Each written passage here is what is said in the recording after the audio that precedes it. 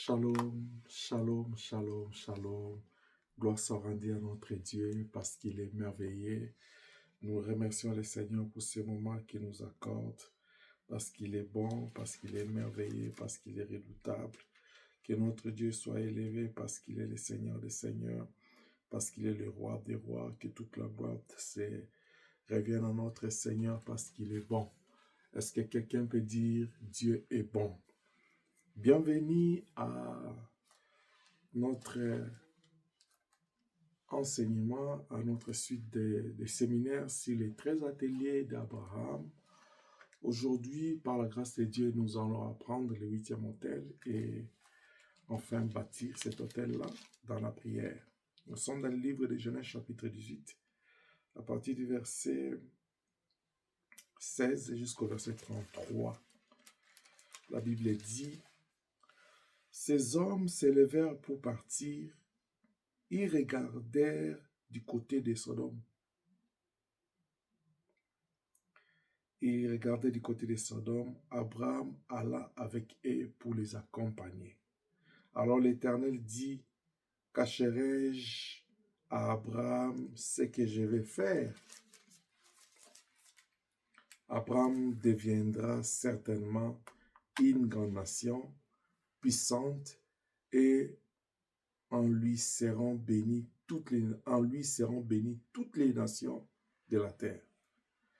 Car je l'ai choisi afin qu'il ordonne à ses fils et à sa maison, après lui, de garder la voie de l'Éternel en pratiquant la droiture et la justice, qu'ainsi l'Éternel accomplisse en faveur d'Abraham les promesses qu'il lui a faites. Et l'Éternel dit: les cris contre Sodome et Gomorrhe s'est accru et leur péché est énorme.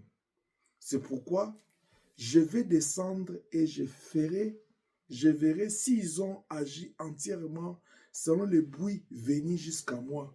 Et si cela n'est pas, je le saurai. Et les hommes s'éloignèrent et allèrent vers Sodome. Mais Abraham s'était encore en présence de l'Éternel. Abraham s'approcha et dit: Fera-t-il aussi périr les justes avec les méchants? Peut-être y a-t-il 50 justes au milieu de la ville. Les fera-t-il périr aussi? Ne pardonnera-t-il pas à la ville à cause des 50 justes qui sont au milieu d'elle? Faire mourir les justes avec les méchants, en sorte qu'il en soit des justes comme des méchants. Loin de toi cette manière d'agir, loin de toi. Celui qui juge toute la terre n'exercera-t-il pas la justice? Et l'Éternel dit: si je trouve dans Sodome 50 justes au milieu de la ville, je pardonnerai à toute la ville à cause d'eux. Abraham reprit encore la parole. Il dit: voici, j'ose parler au Seigneur, moi qui ne suis que poudre et cendre. Peut-être des 50 justes en manquera 5. Pour 5, détruira-t-il toute la ville? Et l'Éternel dit: je ne détruirai pas si j'y trouve 45 justes. Abraham continua de lui parler et dit: peut-être s'y trouvera-t-il 40 justes. Et l'Éternel dit: je ne ferai rien à cause de ces 40 justes. Abraham dit: que le Seigneur ne s'irrite point. Je parlerai, peut-être s'y trouvera-t-il 30 justes. L'Éternel dit: je ne ferai rien si je trouve 30 justes. Abraham dit: voici, j'ose parler au Seigneur. Peut-être s'y trouvera-t-il 20 justes. L'Éternel dit: je ne détruirai point à cause de ces 20. Abraham dit: que le Seigneur ne s'irrite point, et je ne parlerai plus que cette fois. Peut-être y trouvera-t-il 10 justes. L'Éternel dit: je ne la détruirai point à cause de 10 justes. L'Éternel s'en alla lorsqu'il eut achevé de parler à Abraham, et Abraham retourna dans sa demeure. Parole du Seigneur. Père, merci pour ce moment. Nous nous remettons sous ta grâce. Laisse que nous puissions disparaître, que toi tu apparaisses. Tout pour la gloire de ton nom. Nous tenons assujettis toute force contraire à ta volonté et nous chassons toute incrédulité, mauvaise compréhension, interprétation de cette parole. Dans le nom de Jésus, que le Saint-Esprit qui a été promis en c'est bon, quand il viendra, il nous rappellera tout ce que tu nous as dit et nous enseignera les nouvelles choses, nous aide. Dans le nom de Jésus-Christ, nous avons ainsi prié, nous disons Amen. Que notre Dieu soit béni. Comme je le disais, aujourd'hui nous allons apprendre le 8e hôtel d'Abraham. Nous sommes dans l'intimité d'Abraham avec les Elohim. Dieu appelle Abraham en tant que père de multitudes. Abraham est devenu Abraham comme un père d'une multitude avec qui Dieu fait l'alliance et il dit que cette alliance-là devait continuer demeurer de génération en génération. Et dans cette intimité avec Dieu, Abraham s'appliqua. Il a eu des choses qu'il a fait, ce que nous appelons les 4 secrets de l'intimité d'Abraham avec Dieu. Nous allons revenir sur ça de façon détaillée. Sa foi en Dieu, les alliances qu'il a fait avec Dieu, les hôtels qu'il a bâtis et sa façon de communiquer, sa communication avec Dieu. Nous sommes en train de parler des alliances. Nous avons dit une alliance, c'est un accord plutôt, une entente entre deux personnes.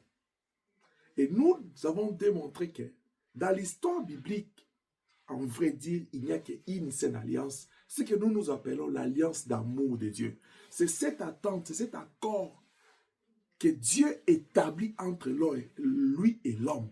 Et nous avons dit que l'alliance, c'est l'initiative de Dieu. C'est Dieu qui vient vers l'homme. Genèse 1, 26, il dit, faisons l'homme à notre image. Pendant que l'homme n'existait pas, Dieu a pensé à lui. Et dans Jérémie 1, il dit, avant qu'il ne soit une tache de sang dans le ventre de ta maman, je t'avais connu. C'est-à-dire, Dieu nous connaît, il nous choisit, il nous cherche avant que nous puissions même exister, avant que nous puissions penser à lui. D'ailleurs, c'est lui qui crée le vouloir le faire dans l'homme pour revenir vers lui. Maintenant que Dieu a établi cette alliance d'amour, nous avons vu comment l'homme a transgressé la loi dans les jardins d'Éden. Il a brisé cet amour. Nous avons dit que c'est l'homme qui brise l'amour, qui rompt l'amour avec Dieu. Mais Dieu n'a jamais rompu l'amour parce qu'il est fidèle. C'est alors qu'à partir du péché d'Adam, Dieu est allé chercher Noé. Et de Noé, Abraham est venu. Et d'Abraham, cette alliance a continué de génération en génération jusqu'à ce que le Seigneur est venu. Par sa mort, il s'est donné. Et nous avons vu comment est-ce que dans l'ancienne alliance, les patriarches, les enfants de Dieu, la nation d'Israël était en train de bâtir des autels pour Elohim. Et cet autel avait 3 parties essentielles. Il y avait une table qui était formée soit par des pierres ou des bois. Il y avait le feu. Il y avait aussi le sacrifice qu'on devait consacrer à l'Éternel, qui pouvait être animal ou bien qui pouvait être végétarien. Et nous avons démontré qu'avec l'arrivée de Jésus-Christ, il a banni cet autel de physique que les patriarches construisaient. Il nous a amené un autel spirituel parce que la Bible dit, avec son sang, il est entré dans le sanctuaire parfait de Dieu. Ce sanctuaire-là est spirituel. Il est allé à la croix qui est cette table de pierre pour lui. Et son corps, il a donné ça comme sacrifice. Et la douleur de la croix, de la souffrance, c'était le feu qui a consumé cet holocauste devant Dieu. Et Dieu a apprécié cet holocauste.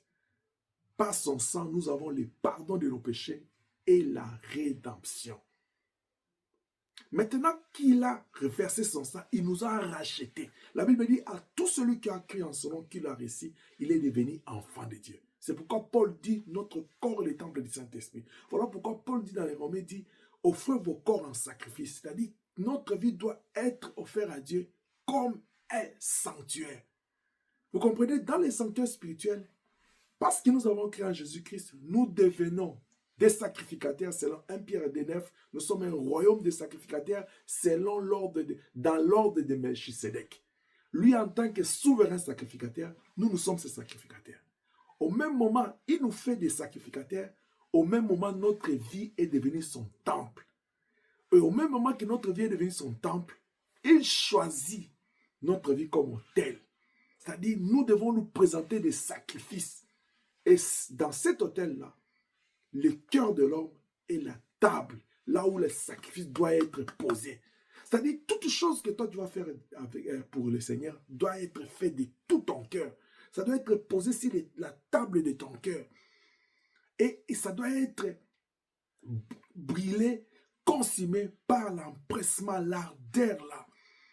Cette soif d'offrir à Dieu, cette soif de servir Dieu, cette soif d'adorer, cette soif de le chercher, cette soif de l'aimer, ça doit briller dans ton cœur de la manière que la Bible dit, les désirs, les ailes de ta maison me dévorent. Cet empressement, le feu de l'amour de Dieu en toi, c'est ce qui doit brûler, consumer tout service, tout holocauste et toute offrande que tu vas apporter à Dieu. Si dans l'ancien temps, ils apportaient l'animal pour consumer devant Dieu, nous, notre agneau, notre sacrifice physique, c'était Jésus-Christ à la croix. Maintenant, les sacrifices que nous apportons à Dieu, ce sont des sacrifices, des services que nous rendons à Dieu. Ce sont des sacrifices, des offrandes, de nos dîmes. Tout nous apportons sur la table de notre cœur pour les présenter devant Dieu. Ce sont les sacrifices de bonnes œuvres que nous accomplissons. Que notre Dieu soit béni. Et la Bible dit, après qu'Abraham a accordé à Dieu son hospitalité, nous avons vu comment est-ce que l'hospitalité doit être un hôtel que nous baptisons dans notre cœur pour le Seigneur. Comment est-ce que nous devons être hospitaliers envers Dieu, l'accueillir dans nos vies, comme Zachée l'a fait. Comment est-ce que nous devons accueillir Dieu aussi au travers des humains, parce que la Bible dit, tout ce que nous allons faire, donner à l'un de ces petits, c'est à lui que nous avons donné. Être hospitalier envers Dieu, c'est-à-dire accueillir, désirer la présence de Dieu dans ta vie, dans ta maison. Être hospitalier envers Dieu au travers ses créatures. Recevoir tes invités et bien les traiter, mais aussi recevoir les étrangers et bien les traiter. Et nous avons dit l'hospitalité ne consiste pas seulement à recevoir les gens dans ta maison, mais à la manière même tu traites les passants. Tu es dans un endroit où tu connais personne, tu vois quelqu'un qui est dans les besoins, qui est en danger, ou bien qui est en manque de quelque chose, mais toi tu peux. La Bible dit, pendant que tu en as l'occasion, pratiquer le bien envers tous, c'est-à-dire exercer l'hospitalité. Et la Bible va plus loin et dit, n'oubliez pas l'hospitalité, parce que c'est tout un hôtel que tu dois bâtir pour Dieu. De la même manière que Jésus a été hospitalier envers nous, il dit dans Jean 14, il dit, dans la maison de mon Père, il y a plusieurs demeures. Si ça n'était pas ainsi, je n'allais pas vous le dire. Il nous ouvre la porte de son royaume. Il nous invite. Il nous accueille dans sa demeure. Nous aussi, nous devons accueillir la présence de Dieu. Être hospitalier envers Dieu. Nous devons aussi faire du bien à nos semblables. C'est aussi une manière de bâtir cet hôtel. Que Dieu soit loué. Ils ont fini de manger. Abraham maintenant les accompagne. Ils ont béni Abraham par rapport à Sarah parce qu'ils connaissaient les soucis d'Abraham. Maintenant qu'ils sont en train de partir, c'était fini. Mais Dieu lui-même, il dit, comment on peut cacher à cet homme qui nous a offert cette hospitalité ce que nous allons aller faire? Bien aimé, j'aimerais te dire avant d'avancer, si tu es hospitalier envers Dieu, c'est-à-dire que tu accueilles Dieu, tu le désires toujours dans ta vie, si tu es toujours en train de désirer de vivre dans la présence de Dieu, dans l'intimité de Dieu, tu veux que ta maison soit un sanctuaire pour Dieu, tu veux que ta maison, que Dieu y demeure longtemps, Dieu ne peut pas se cacher à toi. Dieu doit se révéler à toi. Même quand toi, tu ne le désires pas. Mais parce que tu lui as donné l'opportunité, tu lui as accueilli dans ta maison, tu les traites bien dans ta vie, le Seigneur va se révéler à toi. Est-ce que je parle à quelqu'un? Que Dieu te bénisse. Maintenant qu'il prenait la direction de Sodome et Gomorrhe, Dieu s'est révélé à Abraham. Il a dit à Abraham les secrets de ce qu'ils ont allé faire. Abraham, du coup, il se souvient qu'il y a son frère là-bas, son neveu plutôt, qu'il a toujours aimé, Lot. Abraham commence à s'adresser à Dieu. Écoute, Abraham dit à Dieu, si tu arrives là-bas, tu trouves 50 jours, est-ce que tu vas détruire tous les pays pendant qu'il y a 50 jours? Dieu dit non, je ne détruirai pas. Il dit, si tu trouves 45, il dit non, 40, 30, 20. Le Seigneur dit non, je ne détruirai pas. Je ne détruirai pas. Même 10, il dit non, je ne détruirai pas. Abraham a parlé à Dieu. Abraham a parlé à Dieu d'un problème pendant longtemps. Il a insisté, il est revenu sur ça. Son problème, c'était, on détruit Sodome et Gomorrhe, mais il y a mon neveu là-bas. Mais moi, je fais l'alliance avec Dieu. Ce neveu-là est sorti sous ma responsabilité. C'est-à-dire que mon alliance peut l'affecter, peut le sauver parce que j'ai réussi Elohim dans ma maison. Oh, laisse-moi te parler du 8e autel, l'autel de la prière d'Abraham. Abraham était en train de prier à l'Éternel. Mais regarde, dans sa prière, Abraham ne va pas aller nommer son problème clairement. Il était d'abord... Le premier aspect dans sa prière, il parlait à Dieu, il communiquait. Mais celui qui sonde dans les cœurs, il a compris son problème. Le problème d'Abraham, ce n'était pas 50 justes. Ce n'était pas 20, ce n'était pas 10. C'était 1 ou 2 ou 3. Parce qu'il parlait de Lot, sa femme et ses 2 enfants. On peut parler de 4. Il voulait sauver une personne, Lot et sa maison. C'est à cause de Lot et de sa maison qu'Abraham était en train d'intercéder. Parce qu'il était au moins convaincu que dans tout Sodome et Gomorrhe, tout le monde n'est pas honorer l'Éternel parce que ce n'est pas leur coutume, mais l'autre, il a notre sémence. Alors, il intercède pour celui-là. À cause de lui, Abraham veut sauver toute la nation, toutes les 2 villes. Mais il a donné un chiffre trop élevé, 50, 45, 40, 30, 10. Oh, j'aimerais parler à quelqu'un. Même quand la Bible dit à Matthieu, ne vous inquiétez de rien. Ne vous inquiétez pas de ce que vous allez manger ou vêtir. Parce que votre Père en sait, il prend soin. C'est lui qui nourrit les oiseaux, qui révèle la fleur du champ, il connaît. Même quand vous priez, la Bible dit, ne multipliez pas les mots parce que votre Dieu connaît. Avant que vous puissiez parler, il les réalise. C'est-à-dire, c'est lui qui était en train de parler à Abraham. Il faisait sortir les 50 personnes, les 40, mais Dieu lisait dans son cœur, juste dans ses rêves. Il comprenait que s'il ne s'agissait pas de 50 personnes, il s'agissait juste de l'autre. Voilà pourquoi, si vous commencez dans les livres, dans les chapitres 19, vous allez voir la Bible dit, les 2 anges arrivèrent à Sodome sur le soir. Et l'autre était assis à la porte de Sodome. Vous voyez qu'est-ce qui se passe? Quand les anges arrivent dans le chapitre 18, Abraham était dans sa tente, il venait à peine de sortir et il s'assit à l'entrée des chênes de Mamré. L'autre, la même chose, il le fait. L'intercession d'Abraham a agi dans le surnaturel, dans le spirituel de Dieu. Dieu a conduit le cœur de l'autre à l'entrée. La Bible dit quoi? L'autre était assis à la porte de Sodome. Quand l'autre levait, il se leva pour aller au-devant d'eux et se prosterna à la face contre terre. Même attitude qu'Abraham. L'autre va vers les trois hommes. Il fait la même chose. Puis il lui dit, voici mes seigneurs. Là maintenant l'autre ne s'adresse pas à l'Éternel. Il dit, voici mes seigneurs.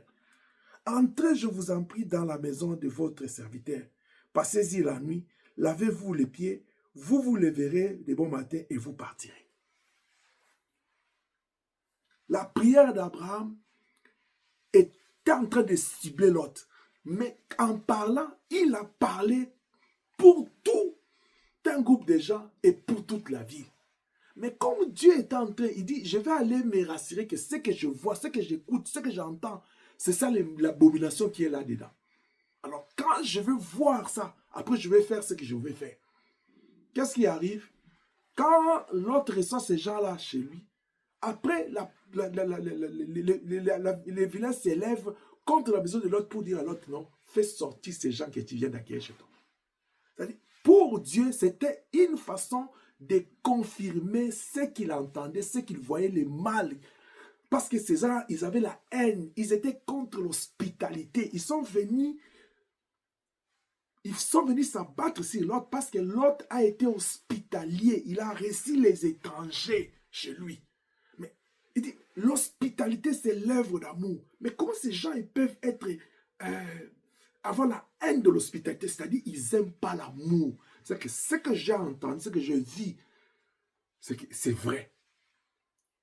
C'est comme ça qu'à la fin de toute chose, le Seigneur va prendre Abraham et sa famille à la hâte. Ils sont forcés sortir parce qu'ils devaient détruire Sodome et Gomorrhe.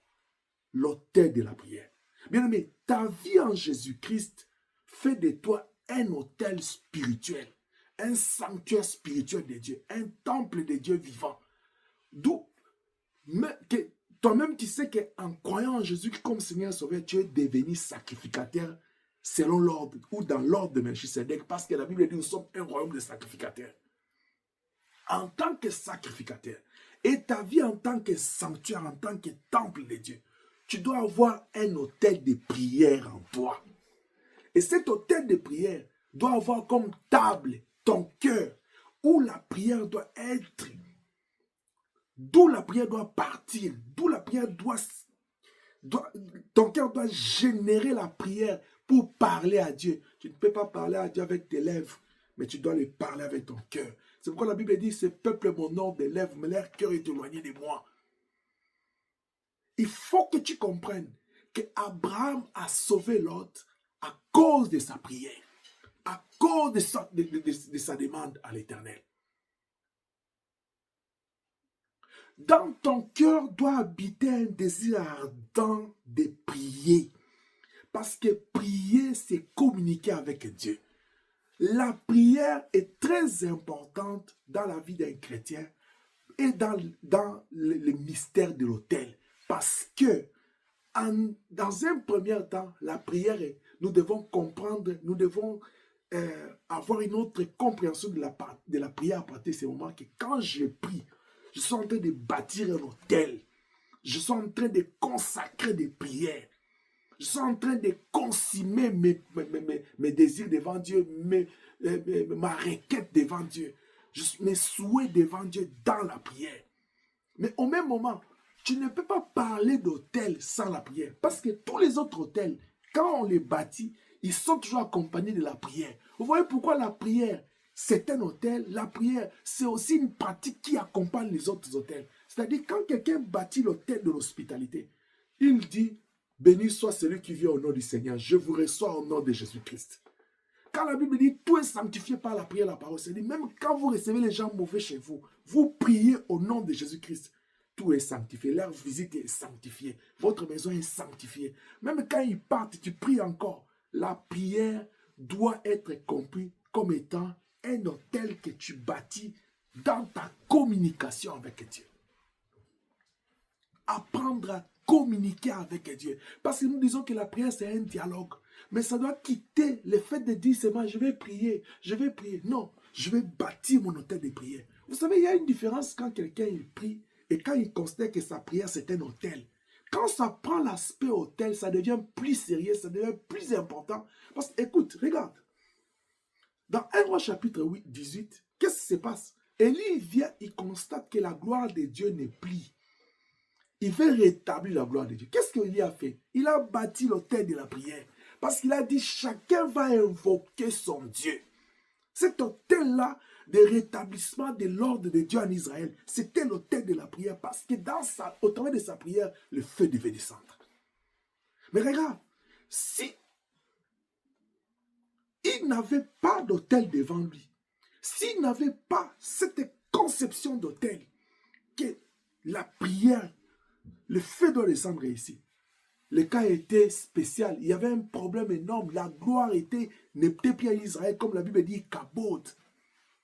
La prière, l'autel de la prière résout des problèmes que la prière elle seule ne peut pas faire. Quelqu'un dit, mais papa, tu parles de la prière, tu parles de l'autel de la prière. C'est parce que je veux que tu comprennes que chaque fois quand tu pries, tu bâtis un autel. Et tu te dis, oh, je prie à 18h. J'ai mon autel de prière à 18h. Regarde, pour que Élie arrive à invoquer Elohim, il a commencé par aménager tel endroit, bâtir la table d'autel, mettre le feu, mettre les sacrifices, demander même qu'on puisse creuser, ajouter de l'eau. Quand il a vu que tout était prêt, il a invoqué Dieu. Parce que cet autel-là, c'était le symbole de la prière puissante. Un enfant de Dieu, quand tu as des problèmes, quand tu as des combats, la Bible dit, entre dans ta chambre, ferme la porte derrière toi, prie ton Dieu, c'est que bâtis l'autel de la prière. Abraham, pour sauver l'autre, il a bâti l'autel de la prière. Est-ce que je parle à quelqu'un? Est-ce que je parle à quelqu'un? Il est important d'avoir une très grande considération de chaque moment de prière que tu as, chaque prière que tu fais ou tu participes dans ta vie. C'est important d'avoir une grande considération de ça parce que c'est tout un hôtel que tu es en train de bâtir. Mais aussi de comprendre que la prière est un hôtel que tu bâtis à Dieu et elle accompagne, comme je dis, elle accompagne d'autres hôtels de sacrifice. Parce que tu ne peux pas aller offrir un sacrifice à Dieu sans faire une prière. Vous voyez que la prière et l'autel, ça va, c'est quelque chose c'est des choses qui sont liées. Toutes choses, bien-aimées, que tu veux présenter à Dieu, tu les fais par la prière, voire même parler avec Dieu. Tu les fais par la prière, toutes choses. Quand tu veux faire un service pour Dieu, tu veux rendre un service à Dieu, tu veux présenter un service à Dieu, tu veux servir le Seigneur, tu le fais d'abord par la prière. Quand tu veux prêcher, c'est la prière. C'est-à-dire c'est une façon de consacrer, de sacrifier à Dieu, de remettre entre les mains de Dieu ce que tu veux faire. Parce que sacrifier à Dieu, c'est lui offrir ce que tu veux faire. Or, nous offrons à Dieu ce que nous voulons faire par la prière. Quand tu veux sortir, bâtir un hôtel de prière pour consacrer à Dieu ta journée. Tu te dis, Elohim, et quand nous disons que tu dois bâtir l'hôtel de la prière, c'est-à-dire ta vie en tant que sanctuaire, ton cœur en tant que table de l'hôtel, tu dois faire la prière qui vient de ton cœur. Et quand tu fais cette prière-là avec foi, et dans ton cœur, tu as le désir ardent de parler à Dieu et de vivre sa main, tu fais confiance à ta prière. Et tu dis, Seigneur, je bâtis cet hôtel, afin que tu descendes aujourd'hui, que ma prière, que je puisse vivre ta gloire. C'est comme Jacob a dit, il dit, si tu me gardes là où tu es, je pars, et tu me bénis, quand je vais rentrer, je vais t'apporter, je vais t'offrir un sacrifice, je vais bâtir. Vous voyez, donc c'est pour vous dire que l'hôtel de la prière est très important. Pour sauver Lot et sa famille, Abraham a utilisé l'hôtel de la prière. Il ne s'est pas dit, ok, j'ai offert mon hospitalité à ses invités, c'est qu'ils vont aller résoudre ces problèmes-là. Son hospitalité a résolu le problème de sa maternité. Il a eu une promesse. Malgré que sa femme s'est moquée, la Bible dit que la femme, quand il a appris ça, la femme d'Abraham a éclaté de rire. Parce qu'elle était plus âgée. Mais au moins son hospitalité lui a apporté la bénédiction. Cette hospitalité-là ne pouvait pas résoudre tout. Il y a d'autres choses que la prière en soi y résout. Il y a d'autres choses pour l'hospitalité. Pour délivrer l'autre, il fallait une prière. Et la Bible dit, il n'a pas posé son problème une fois, 2 fois, 3 fois. Mais celui qui sonne, malgré qu'il n'était pas explicite pour dire, je m'en vais là-bas. Mais Dieu qui sonde dans les cœurs, il connaît. Oh, que Dieu nous bénisse. J'étais en train de dire à quelqu'un que le Seigneur nous bénisse. Donc, tu ne dois jamais négliger une seconde que tu passes dans la présence de Dieu. Car ça peut changer ou impacter ta vie positivement ou négativement. Une seconde que tu passes dans la présence de Dieu, il ne faut jamais la négliger. Parce que ça peut impacter ta vie positivement ou négativement. Positivement, tu vas voir la gloire de Dieu. Positivement, tu vas recevoir un transfert de la part de Dieu ou de la part de l'environnement prophétique. Négativement, tu peux recevoir quelque chose de la part du diable ou de la part de l'environnement. Vous savez, il y a des gens, il est allé à l'église, pendant que les gens y prient, lui dort, ou bien il est distrait, ou bien il ne fait que regarder les autres rire quand il parle en langue, quand il tombe, peut-être parce qu'il y a une manifestation de l'esprit. Mais même quand les démons sortent dans quelqu'un, toi tu es là en train de regarder. Non. La Bible dit quand un esprit est dans quelqu'un, il sort. Il est en train de rôder là, chercher qui est distrait là pour entrer. Après, quand il ne trouve personne, il va aller chercher les renforts. Ils vont retourner. Il se peut que pendant que les autres prient, tu pries. L'esprit là, il n'a pas pris la possibilité d'entrer chez toi. Mais quand il va aller chercher les renforts, il rentre. Il te trouvera en train toujours de prier. Il te trouvera en train de faire une prière capable de l'empêcher d'entrer dans ta vie. C'est pourquoi vous voyez l'église n'est pas seulement un lieu de venir être béni, mais d'autres gens sont venus à l'église. Ils sont rentrés avec des problèmes parce qu'ils n'ont pas pu mettre au profit ou bénéficier de l'impact de la présence de Dieu. Que Dieu nous aide. Il y a des dimensions de prière que tout enfant de Dieu ou tout serviteur de Dieu doit atteindre dans sa vie ou dans son intimité avec Elohim. Vous voyez? Ça, ce sont des genres de prières que nous devons chercher. L'autel de la prière nous invite à prendre conscience et à ne pas négliger une seconde, une tierce que tu fais dans la prière. La Bible dit dans Romains chapitre 9, verset 9 à 10, c'est en croyant du cœur qu'on parvient à la justice, c'est en confessant de la bouche qu'on parvient au salut. Vous savez, il y a d'autres prières, tu ne fais que parler et tu déclares des choses. Dieu se manifeste. Tu pries seulement quelques mots, Seigneur, sois avec moi. Quelle est la forte prière que Jacob a fait quand il a vécu la main de Dieu? Il est allé, il est rentré. Quel est le jeûne qu'il a fait? Quel est une heure fait? Le Seigneur même a dit aux disciples, il dit, vous n'avez pas pu jeûner, prier avec moi, veillez une heure. Mais il dit, veillez, priez afin que vous ne tombez pas en tentation. Regardez le problème qui est venu après, quand on a arrêté le Seigneur. Est-ce que vous voyez la grandeur, la gravité de ces combats-là, de cette réalité-là?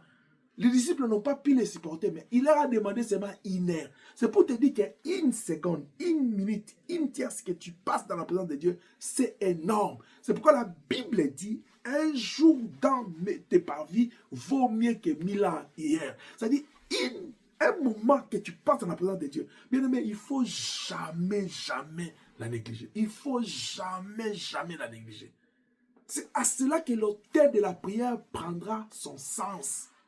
Un enfant de Dieu. Vous savez, le Seigneur a dit dans Jean 4, il dit à la femme, l'heure est venue, l'heure vient, et elle est déjà venue. Où les frères d'adorateurs adorent le Père en esprit en vérité. Ça sera plus en Jérusalem, ça sera plus sur la montagne, ça sera en esprit en vérité. Parce que je fais de la vie de l'homme mon sanctuaire. Je fais du cœur de l'homme mon lieu d'habitation. Et c'est le cœur de l'homme qui est devenu la table de l'autel où je veux que quand l'homme me présente des services, quand quelqu'un me sert, qu'il me sert avec l'amour dans le cœur, avec la soif dans le cœur, avec les ailes venant du cœur, avec ce respect, l'honneur du cœur. Ça, c'est ce qu'Elohim veut. Je veux que si quelqu'un veut marcher avec moi, qu'il soit sincère avec moi dans son cœur, qu'il ne le soit pas avec les lèvres. S'il dit j'aime Dieu, qu'il ne le dise pas avec ses lèvres, mais que ça vienne de son cœur. L'autel de la prière. Il y a des dimensions de prière que tout enfant de Dieu doit atteindre, doit vivre. Tout serviteur doit atteindre, doit vivre. Non. Ils étaient habitués, le Seigneur fait le travail toute la journée. Ils voient les miracles, ils ont vécu les miracles, ils ont acclamé, ils étaient fiers d'avoir un maître qui était puissant. Et le soir, le Seigneur les renvoie et lui, il va se ressourcer sur la montagne. Mais ces jours-là, il a dit non, non, vous devez apprendre à bâtir l'autel de la prière. Ils étaient fatigués. Le Seigneur dit, je vous comprends. Je suis en train de dire à quelqu'un, ce n'est pas facile de vivre la vie de prière. Mais c'est quelque chose que tu dois te mettre. Il faut que tu mettes ta volonté, ta détermination, ton amour pour que tu puisses arriver à atteindre un niveau que le Seigneur a besoin. Et c'est important pour toi d'être un homme, une femme de prière. J'ai dit à une famille, c'est important que votre maison soit une maison de prière. La Bible dit, ma maison sera une maison de prière. Et vous, vous allez être fait une caverne de voleurs. Vous voyez, la maison de l'Éternel que tu es. Ta maison, c'est la maison de Dieu. Doit être une maison de prière. L'église doit être une maison de prière. Nous devons, quand nous nous réunissons, que ce soit en groupe ou toute l'église, c'est pour allumer l'effet de la prière. Chacun, il est debout dans la prière, dans son coin, chez lui. Chaque famille unie, il forme un foyer de prière. Et quand toutes les familles sont réunies à l'église, nous attissons le feu de la prière. Je suis en train de dire à quelqu'un, pour que l'église soit puissante dans la prière, il faut que chaque membre de l'église soit debout dans la prière. Il faut que chaque famille soit unie dans la prière. C'est pourquoi je suis en train de rappeler à chaque famille l'importance de la prière en famille. Prenez ça avec beaucoup d'importance. Ne pensez pas seulement... Vous voyez la manière que nous sommes en train de bâtir cet autel de prière dans nos familles, c'est-à-dire nous sommes fatigués, nous avons tout fait, c'est comme il est temps pour aller dormir, allons juste accomplir ce programme de prière en famille. Parce que si je ne prie pas, papa va dire, madame va dire, maman va dire, les enfants vont dire que les parents n'ont pas prié. Non, non. Nous ne prions pas pour les autres. Nous prions d'abord pour nous et nous prions pour la gloire de Dieu.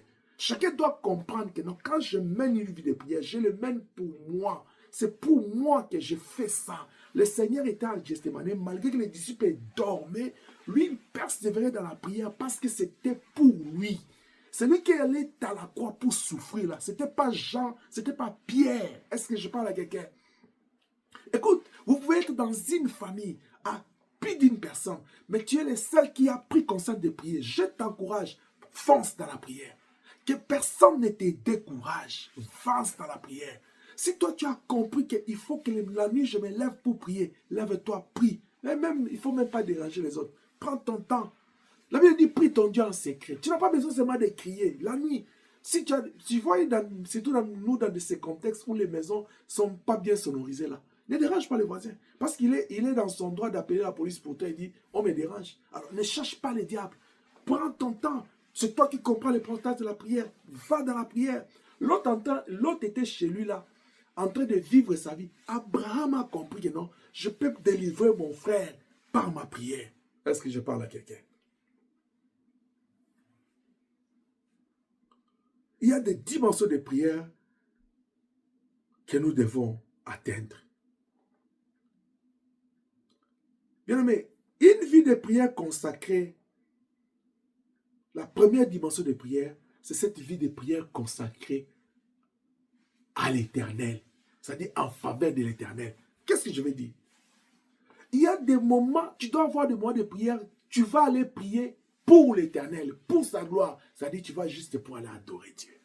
Juste aller rester dans la présence de Dieu, tu te retires, tu ne dis rien, tu ne contemples que Dieu. Tu ne fais que contempler Dieu, penser à lui.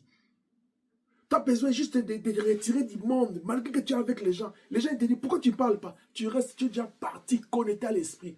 Tu penses seulement à ton Dieu. C'est ce que la Bible dit. Allons dans nos temps des amours. Donc, c'est-à-dire, tu dois avoir les temps d'amour avec Dieu. Si Dieu est amour, si Dieu est tu es amoureux de Dieu, combien de temps que tu mets pour parler avec ton amour? Avec ton amour, toi amoureux de Dieu. Tu n'as pas besoin seulement d'attendre le temps de l'église, ou la prière de la famille, ou la nuit. Mais combien de temps? La Bible dit c'est un esprit en vérité. Et Paul dit dans Ephésiens 6, 18, il dit en tout temps, tout fait toutes sortes de prières, baptisez l'autel de la prière. La vie de prière, c'est important. Luc chapitre 18, il donne une parabole, il dit, il faut toujours prier, ne point se relâcher. Dans Thessaloniciens, il dit, priez sans cesse. Jéhovah. Que l'Éternel donne à l'Église la force. Je suis en train de prier pour quelqu'un qui est fatigué, qui a relâché. Je te dis, la prière, c'est cette vie-là qui te donne la sève spirituelle de la présence de Dieu. Parce que ça te rassure. Ça te rassure de la présence de Dieu. Quand tu demeures là, la lumière de Dieu va impacter ta vie et tu vas briller comme des flambeaux. Que le Seigneur donne à l'Église cette flamme de la prière. La Bible dit dans Actes des Apôtres chapitre 2 que tous ceux qui avaient écrit ensemble, tous ceux qui avaient écrit, accepté la parole, ils sont restés ensemble. Ils persévèrent dans la prière. Ils étaient là en train de persévérer dans les enseignements, la fraction du Père, la communion fraternelle, dans la prière. Parce que la prière, c'est tout un hôtel qu'Élohim a besoin. Mais Jean dit dans Apocalypse 4, il dit, je vais laisser s'ouvrir. Je ne vais pas trop parler de cet aspect de rester, d'avoir un hôtel de prière juste pour la gloire de Dieu, c'est-à-dire contempler la gloire de Dieu. Ça, c'est un désir ardent que tu dois avoir. On te parle de Dieu, Dieu est spirituel, Dieu est mystérieux. Mais est-ce que tu as besoin de voir? Moïse a dit, j'ai vécu, j'ai expérimenté ta gloire, mais je vais te voir. Moïse, est-ce que le buisson ne te suffit? Il dit, non. Je vu l'herbe être pris par le feu. Moi, je veux voir celui qui parlait là-dedans. Job a dit, mon âme avait toujours entendu parler de toi. Maintenant, c'était autre chose. Avec Dieu, il faut désirer Dieu dans ta vie. Quelqu'un qui entre en prière juste pour contempler la gloire de Dieu. L'autel de la prière. L'autel de la prière, c'est cette vie de prière consacrée, bien-aimée, juste en faveur de Dieu. C'est-à-dire, je reste là, je ne demande rien, je ne me plains pas. Je n'ai rien à dire à Dieu, ce n'est que contempler sa gloire. Deuxième chose, c'est pourquoi c'est une vie de prière que tu engages pour toi-même. Ah, quelqu'un dit, ah oui, je vais aller prier pour mon problème. Non, non, je ne te parle pas pour tes problèmes. Quand Abraham a réussi à accorder à Dieu son hospitalité, il n'a pas posé le problème de l'enfant. Même quand Abraham était en train de prier pour l'autre, il n'a pas posé son problème clairement. Il y a d'autres choses. Nous croyons seulement qu'il faut faire des incisions comme le prophète de Baal. Non. Il y a des choses que nous avons besoin. Quand nous élevons l'autel de la prière, quand nous entrons en prière pour nous-mêmes, que nous devons désirer ardemment, c'est de passer du temps dans la présence de Dieu, juste lui, pour que Dieu nous enseigne. Vous comprenez? Je passe juste à la présence de Dieu pour savoir, Seigneur, enseigne-moi ta volonté. Seigneur, parle-moi. Seigneur, je veux juste t'entendre. J'entre dans la présence de Dieu. Jésus, seulement je dis, Dieu, fortifie-moi dans l'alliance avec toi. Seigneur, brise-moi dans mes faiblesses. Là, je suis en train d'aller juste travailler, prier, implorer pour la santé de mon âme, pour la santé de mon intimité, de ma relation avec Dieu. Non, les gens sont dans des 40 jours. Je fais les mariages, je fais les travails, je fais les voyages, La Bible dit, cherchez premièrement le royaume des cieux et toute sa justice. Les restes seront donnés par-dessus. Quelqu'un est en train de dire, il dit, pasteur, toi tu parles parce que tu es déjà, Dieu t'a fait partie dans des conditions que nous vivons, tu es de l'autre côté. On m'a vu ce que tu es. Mais si tu crois à cette parole que je te dis, tu seras ce que je suis. J'ai traversé des moments dans la vie, peut-être toi tu ne sais pas. Moi, il y a des gens qui m'ont appelé après dit, tu es vraiment un homme de Dieu. Parce que nous avons vu comment tu as servi Dieu. Bien aimé, moi je servis, le Seigneur m'a mené dans une humiliation dans laquelle je construis l'église comme ça, l'église s'effondre. Premièrement, ça s'écroule encore, comme ça seulement. Les gens commencent à dire, ah non, c'est un faux pasteur. Qu'est-ce qu'il peut faire lui? Je commence à mettre des bâches, des UNICEF là, les bâches orange. Une semaine après, les bâches se déchirent avec la chaleur de chez nous, avec tous les vents. Il m'arrivait de dormir en plein air comme ça. L'église est restée comme ça. Et je prie seul dans la forêt. Mais quand c'est lui qui n'a jamais eu de dette de quelqu'un, c'est là pour te payer, personne ne peut obstruer, personne ne peut s'opposer. Tu es là en train de m'écouter. Passe des moments dans la présence de Dieu. Désire Dieu dans ta vie. Désire la présence de Dieu. La Bible dit, fais de l'éternel tes délices, il te donnera ce que ton cœur désire. La Bible dit, cherchez premièrement le royaume des cieux, toute sa justice, et les restes seront donnés par-dessus. Tu entres en prière juste pour ton âme, pour cultiver ton intimité avec Dieu. Oh, une autre dimension de la prière, c'est que quand l'homme consacre sa vie dans la prière, juste, il va aller prier pour les autres. Ça, c'est ce qu'Abraham a fait. Il a consacré sa demande, sa communication avec Dieu, sa prière. Mais le point focal, c'était l'autre. Ce n'était pas pour lui. Mais au moins, il a connecté avec Dieu dans la prière. Mais son point focal, c'était l'autre. L'intercession, bien-aimé. Ce sont des moments là où tu t'oublies. Tu oublies qu'il s'agit de moi. Je vais sauver l'autre. Jacques chapitre 4, verset 16. La Bible dit quoi? Priez les uns pour les autres. Tu t'oublies. Tu pries pour les autres. Combien de fois tu t'es déjà oublié, tu pries pour ta famille? Combien de fois tu t'oublies, tu pries pour ton église, pour ton pasteur, pour tes frères et sœurs, pour tes amis? Oh, le monde est rendu au point où, bien aimé, il n'y a rien que tu ne peux pas amener devant Dieu, que Dieu est incapable de faire. La Bible dit tout est possible à Dieu. C'est-à-dire, il n'y a aucun problème que tu ne peux pas amener à Dieu. Nous sommes là en train de constater comment est-ce que le monde est en train de... Le mal est en train de s'accroître. Les gens sont en train de vivre dans le mal. Les gens sont en train de se perdre. Même nous les chrétiens, nous sommes dans la distraction. Après, c'est mal dit, tel a fait. Regarde. Mais où est, combien de temps que tu mets pour prier pour les faiblesses des autres?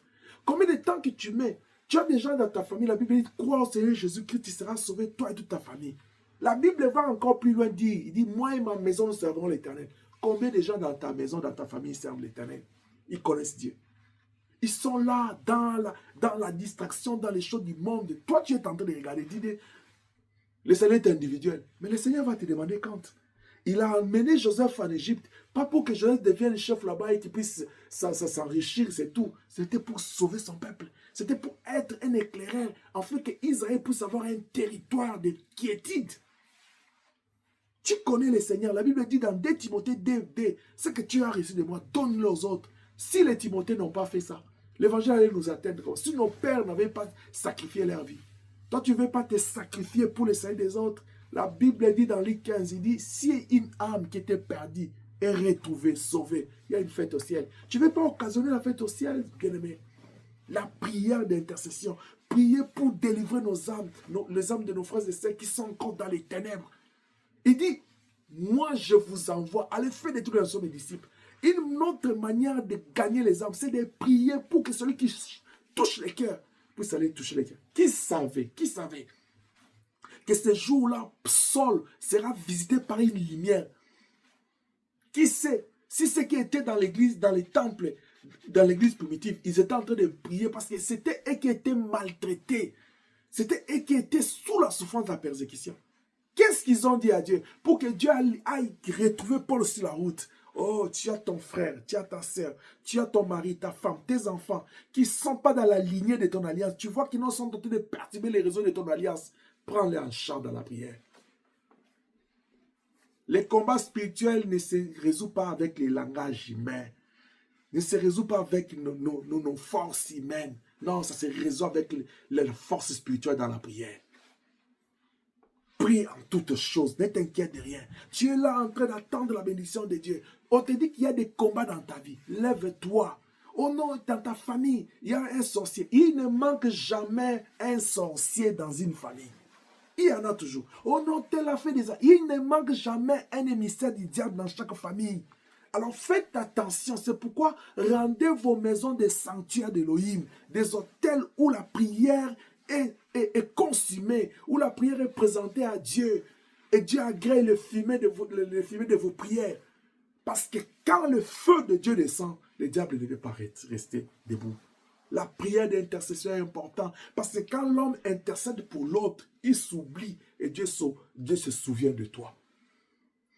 Quand tu deviens intercesseur, c'est comme un lévite. C'est-à-dire, il perd les droits des territoires en Israël et Dieu devient son territoire.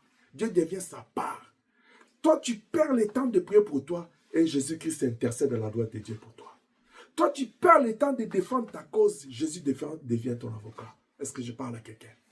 L'autel de la prière. Bien aimé, la Bible dit gloire au Seigneur dans Galates 3. Il dit, tu as commencé avec l'esprit. Je suis en train de parler à quelqu'un. Toi, tu étais une femme de prière. Tu étais un homme de prière. Où est-ce que tu es arrivé? Oh, Jéhovah. La Bible dit dans Genèse, où es-tu? Femme de prière, où es-tu? C'est le mariage qui t'a rendu comme ça? C'est le travail qui t'a rendu comme ça? Homme de prière, où es-tu? Tu es devenu même incapable. Un lundi de prier le Seigneur. Même quand nous avons parlé de la dîme des temps, 2h40 par jour pour Dieu.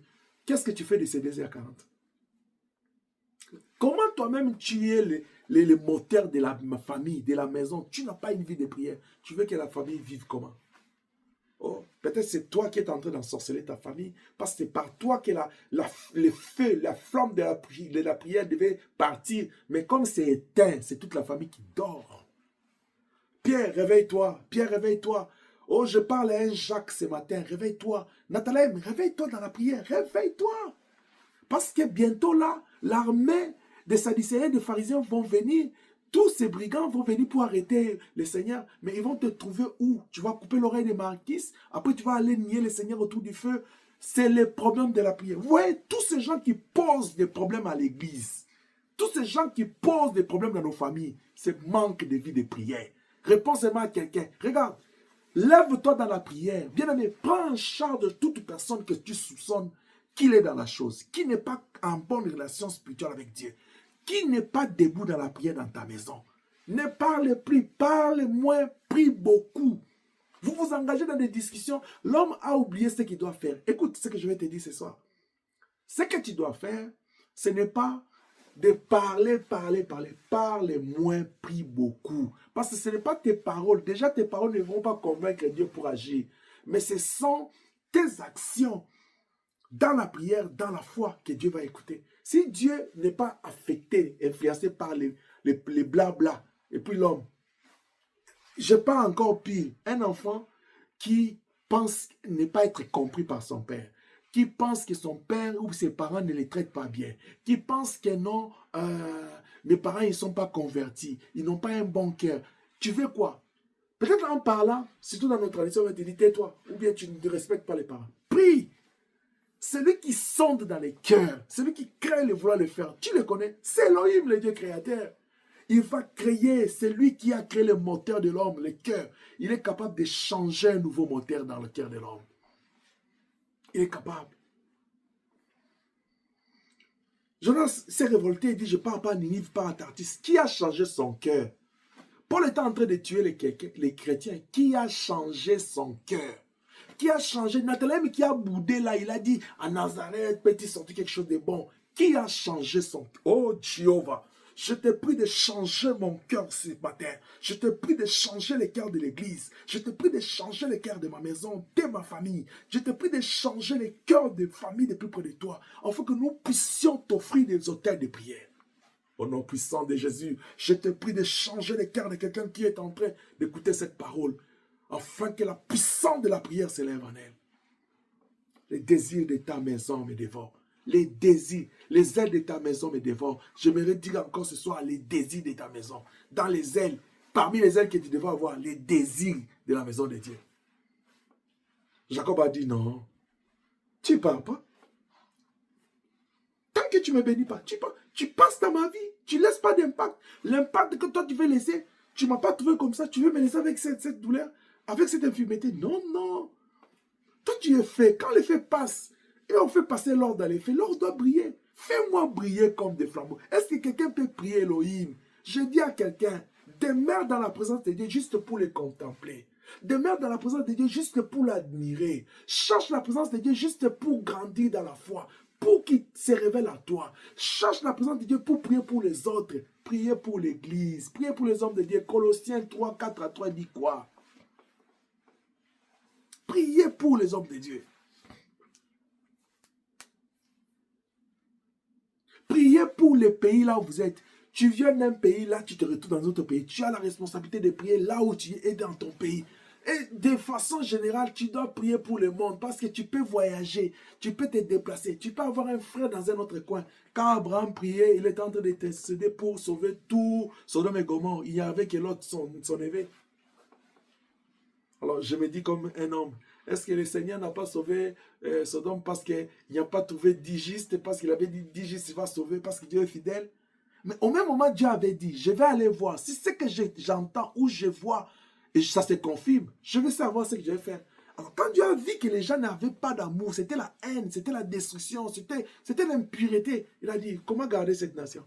Comment je vais épargner? Je vais juste sauver celui qui s'est gardé. À cause d'Abraham, je sauve l'autre. Parce que l'autre était dans la logique d'Abraham, d'accueillir Elohim dans sa maison. Tu es enfant d'Abraham. Abraham était un homme de prière. Il a retenu Dieu dans le chapitre 18 et 19 ici. Il parlait avec lui. Il a dit, Seigneur, ne te fatigue pas. Je vais dire à quelqu'un, Dieu ne va pas te fatiguer. C'est toi qui te fatigues de Dieu. C'est comme j'ai dit, Dieu ne rompt jamais l'alliance, c'est nous qui rompons l'alliance. C'est toujours le problème, c'est l'homme. Voilà pourquoi, comme le problème est à notre niveau, et le problème c'est nous. Homme problème, cherchons Dieu pour que Elohim résolve notre vie et résolve les problèmes qu'il y a dans notre vie. Vous avez déjà entendu, Dieu a des problèmes, il cherche des gens pour venir l'aider. Il a dit, de qui suis-je débiteur et chez qui j'ai eu conseil pour faire toutes ces choses. C'est nous qui allons chercher Dieu pour qu'il nous donne. C'est nous qui demandons à Dieu des choses. Est-ce que je parle à quelqu'un? Alléluia.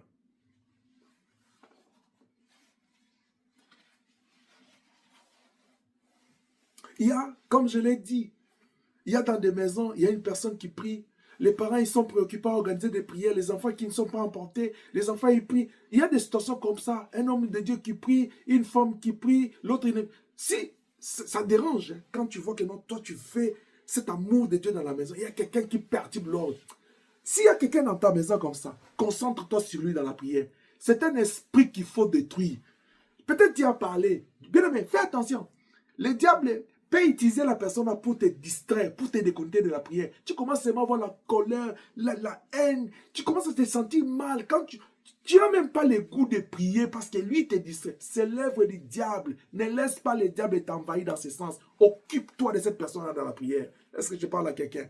À cause des Zachée, le salier est entré dans sa maison. S'il avait une femme, il avait des enfants, il y avait des neveux là-bas, tous sont sauvés parce que Zachée n'a pas regardé sa taille ni sa classe sociale. Il est allé monter sur l'arbre pour appeler le salier. Fais tout ce qu'il te faut. Par la prière, prie la nuit, prie le jour, gêne, donne des offrandes, bâtis l'autel pour que ceux qui sont dans ta maison comprennent qui est Elohim. Que Dieu soit loué. Et donc, vous savez quoi? Les occultistes, ils négligent pas leurs moments de cantation. D'ailleurs, ils sont en train de faire tout pour bousiller nos communications avec Dieu, pour déstabiliser. Comment quelqu'un dit, papa, comment il peut bousiller nos communications avec Dieu? Mais quand ils vous envoûtent là dans les sommeils, dans la distraction, ils sont en train de bousiller. Mais ils prennent au sérieux leurs choses. Mais nous sommes là dans la distraction. Quelqu'un prie aujourd'hui parce que Dieu a résolu son problème. Il commence à dormir. Bien aimé, le diable n'est pas idiot. Dis à celui qui est à côté de toi, le diable n'est pas bête. La Bible dit, il rôde. Il n'a pas de maison. Il ne fait que rôder. Sa maison, c'est dans les airs. Il ne fait que rôder. Il planifie. Tu remportes la victoire sur lui à 10 heures. Il va aller réfléchir encore comment il va te retourner. Il va retourner pour te terrasser. La Bible dit, il dit à Pierre, il dit, le prendre ses montagnes pour te cribler. Le diable n'a même pas eu honte ou peur que Pierre était le bras droit à Jésus. Le diable n'a pas eu honte ni peur d'aller demander à Dieu pour Job. C'est toi et moi ici, des hommes pécheurs. Nous qui ne connaissons pas Dieu là, nous qui n'avons pas une bonne vie de prière. Que Dieu nous aide, que Dieu nous aide, que Dieu nous aide.